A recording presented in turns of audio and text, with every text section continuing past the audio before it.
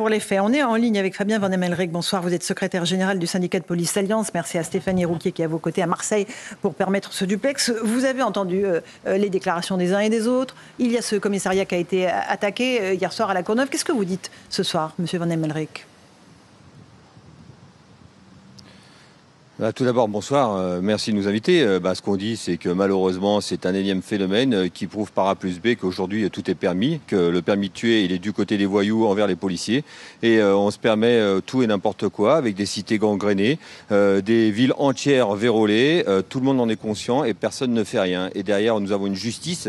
Je ne vais pas citer le mot laxisme parce que ça ferait trop plaisir à beaucoup de monde, mais en tout cas trop clémente. L'impunité, elle est grandissante. Les individus qui ont été interpellés, les 9 qu'on présume, j'aimerais bien avoir déjà le résultat des peines prononcées parce que finalement, personne n'ira en prison et on recommencera encore et encore une énième émeute. Alors on va sécuriser ce quartier, de l'autre côté, ça pètera dans une autre ville, on sécurisera à nouveau. La police fait son travail, mais derrière ça ne suit pas. Je crois que les policiers sont exaspérés et les citoyens aussi d'ailleurs, parce qu'il y en a marre de voir tout ça, il y en a marre d'éponger tous les maux de la société. Et on aimerait, nous, une extrême sévérité. Enfin, un retour, évidemment, à un état de droit et une réponse pénale adaptée à une situation chaotique. Monsieur Van Emmelrich, vous êtes du syndicat de police Alliance. Quand vous entendez Philippe Poutou dire soutien à une colère légitime après qu'un jeune ait été encore tué par la police, ça vous fait bondir, j'imagine ?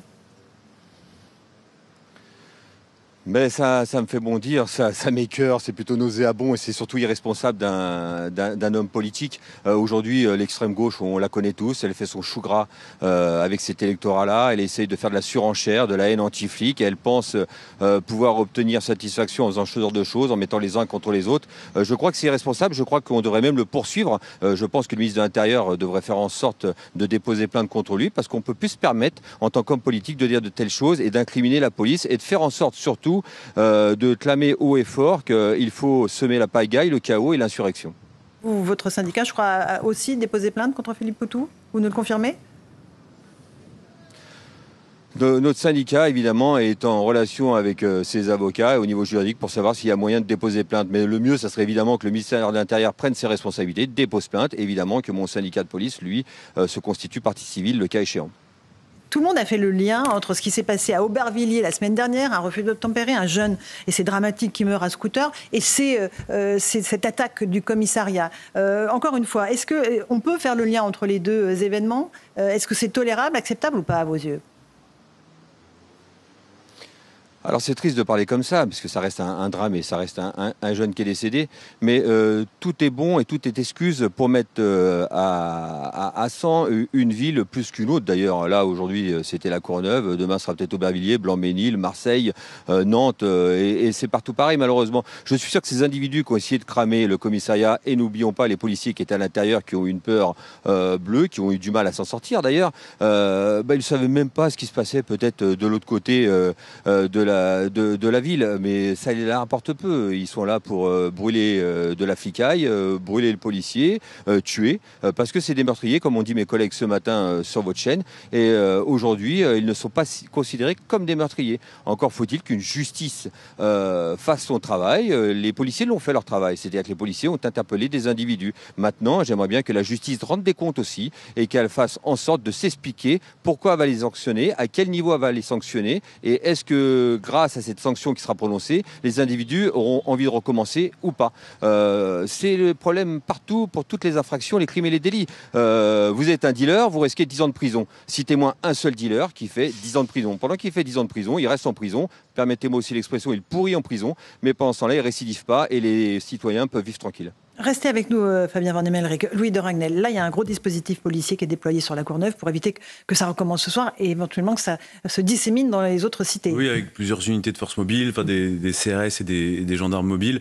Mais on voit bien qu'à chaque fois, ce sont des pansements. Enfin, c'est très bien. Hein, j'ai rien contre, évidemment, le fait d'envoyer des renforts de police. Mais on voit bien, et c'est ce qui est dit d'ailleurs par Fabien Van Emmelrich, c'est qu'il y a un problème structurel beaucoup plus profond qu'il faut régler maintenant. Il est trop tard. ou alors il faut le faire maintenant, à la fois avec la justice. Enfin, c'est quand même des sujets dont on parle beaucoup et de manière très régulière. Mais on peut pas continuer comme ça indéfiniment bien sûr. à mettre, à sécuriser des banlieues en se disant que ce sera peut-être mieux plus tard, demain, après-demain, sans véritablement se retrousser les manches pour changer la situation. Joseph Massescaron, quand vous voyez ce qui se passe à la Courneuve, quand vous entendez ce que dit Philippe Poutou, qui dit voilà, feu d'artifice, c'est légitime, colère légitime. En fait, on a l'impression qu'on marche complètement sur la tête, que toutes les valeurs ont été inversées dans ce pays. À la fois, les valeurs sont inversées et les priorités sont inversées. Les priorités sont inversées parce que quand on entend Emmanuel Macron dire que la sécurité de la France dépend de ce qui se passe en Ukraine, on peut penser que la sécurité de la France dépend d'abord de ce qui se passe à la Courneuve et de notre possibilité de rétablir l'ordre au lieu du chaos. Ça, c'est le premier point. Le deuxième point, j'entends Philippe Poutou que je vous dise, lorsqu'avait été assassiné le policier Xavier Jugelé sur les champs, Xavier Poutou, peu après, avait réclamé le désarmement de la police. Oui, donc il est tout à fait malheureusement dans ce type de logique. Ce qui est d'ailleurs, il y a la seule chose qui m'arrache presque un sourire, même si la situation est dramatique, c'est l'empressement de la LFI de dire attention, on est en train de se faire doubler par le NPA. Ouais. Panique immédiatement. Donc vous avez évidemment tout de suite immédiatement un tweet de l'inénarrable Aurélien Taché, qui porte très bien son nom, qui a dit rien n'a été, je cite quand même, rien n'a été tiré, aucune leçon, depuis la mort de Naël. C'est ce qu'on attend. La mort est à l'origine des émeutes de juillet. Bien sûr, c'est ce qu'ils veulent. Voilà, de Naël.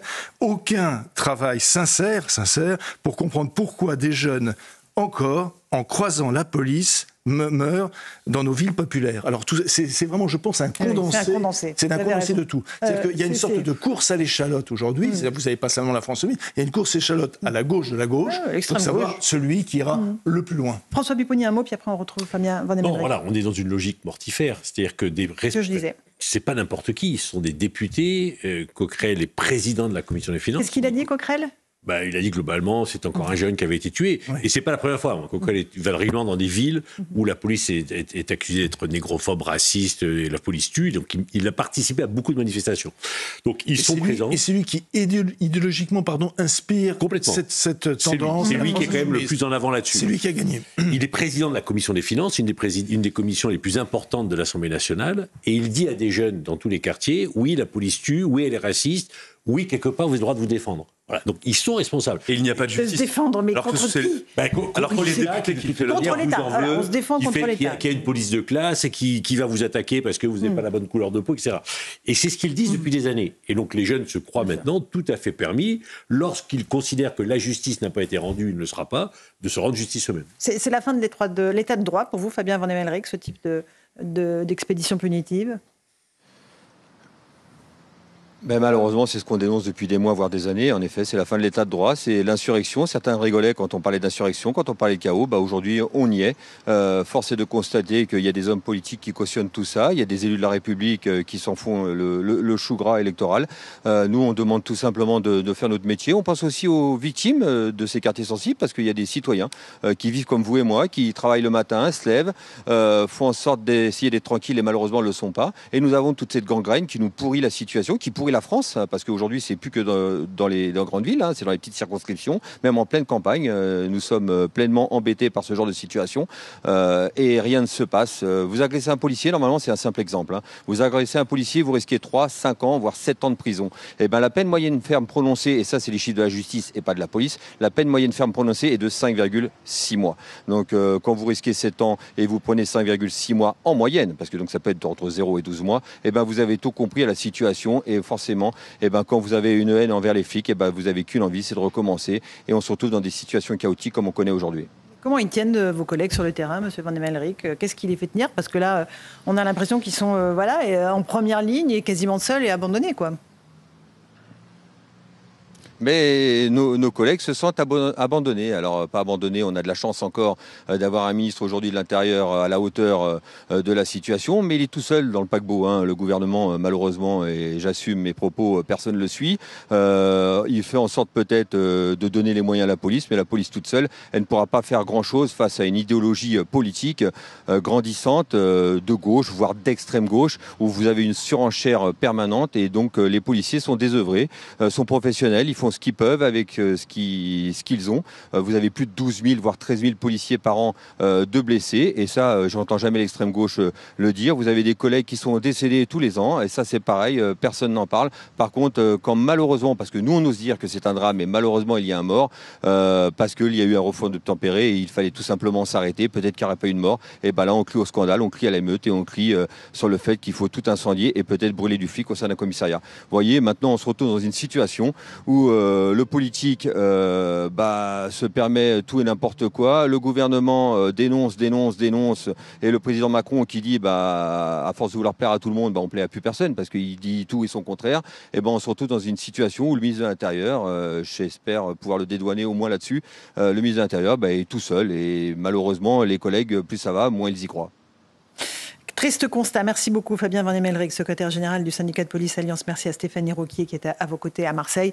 Rachel Kahn, c'est une séquence absolument terrible parce que là, on voit la surenchère. Louis Boyard, député de la France Insoumise, qui dit voilà pourquoi des crimes policiers s'enchaînent dans les quartiers. Ils vont évidemment aller à la surenchère, tous les uns les autres, pour avoir celui qui aura le pompon, quoi. De l'énormité la plus absurde. Et je suis atterrée effectivement de cette course à l'échalote et de non seulement ces représentants, mais ces personnes adultes, justement, qui sont censés être des modèles pour les plus jeunes, et notamment M. Poutou, qui a presque 60 ans. Donc, son tweet est irresponsable. Et cette faculté, cette irresponsabilité à gérer un problème de société par des algorithmes et avec des petits cœurs en bas des posts sur X ou sur Twitter, c'est atterrant. Ils oscillent entre l'intimidation, finalement, ils nourrissent la colère des plus jeunes et la victimisation pour alimenter les colères. C'est irresponsable. Éric Revel, l'extrême gauche incite à l'émeute. Oui, Laurent Nunez, le préfet de police de Paris, a employé le terme. Je pense qu'il a tout à fait raison. D'autant plus que tout à l'heure, Jean-Christophe Couvi, le représentant policier, nous expliquait que dans le communiqué du procureur, à ce stade de l'enquête, il a écrit que c'est un accident. Pour Aubervilliers, là, on parle d'Aubervilliers. On va peut-être le revoir à l'écran, mais pardonnez-moi, on ne l'a peut-être pas commenté dans le détail, mais le tweet de Louis Boyard de la France Insoumise. Il parle de crimes policiers. Mais attendez, de meurtre, de peine de mort. Non mais attendez, mais vous vous rendez compte ? Un type qui... Rien n'a changé depuis la mort de Naël. Ici, un préfet de police justifie le meurtre d'un jeune. Il a bénéficié d'une protection policière pendant 6 mois. Il a bénéficié d'une protection policière. Il va dans les universités pour parler aux jeunes, mais vous vous rendez compte de sa responsabilité d'écrire des choses comme ça. Et qu'a priori, son immunité, on ne peut pas le poursuivre pour des propos qu'il tient en tant que parlementaire. Un préfet qui justifie le meurtre d'un jeune.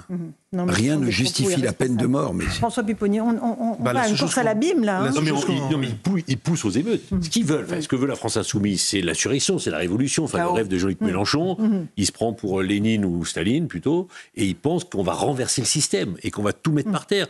Donc, il y a tous ces députés qui y vont, qui en rajoutent, qui excitent les jeunes. Et ce qu'ils veulent, là, c'est que ça parte comme au mois de juin. C'est-à-dire que ça pète partout. Parce qu'ils en rêvent, en fait. Joseph, un dernier mot pour la pause. Non, François Pupponi a totalement raison, parce que ce qui n'est pendant longtemps, on a pensé que la France Insoumise a été sur cette ligne parce qu'elle souhaitait aller vers une sociologie électorale différente pour des élections. Mais c'est totalement faux. C'est-à-dire que la seule chose qui les intéresse, en effet, c'est le chaos. Okay. Et quand je vois même, d'ailleurs, le tweet de Philippe Poutou, je me rappelle, Alain Krivine, jamais Alain Krivine n'aurait fait un tweet pareil. Je dis franchement, sans aucun... Alors, je suis à peu près sûr de ce que je dis. C'était la Ligue communiste révolutionnaire, c'est ça ? Oui, la Ligue communiste révolutionnaire, jamais il aurait fait quelque chose pareil. Et alors, encore moins Daniel Ben Saïd, mais à mon avis, ils n'ont jamais lu Daniel Ben Saïd. Petite pause, on se retrouve dans un instant sur CNews et sur Europe 1. On reprendra ce débat sur l'insécurité. On va parler aussi de Vladimir Poutine, qui vient tout juste d'être réélu et qui nous menace toujours d'une 3e guerre mondiale. Il s'est exprimé il y a quelques instants en direct depuis Moscou. À tout de suite.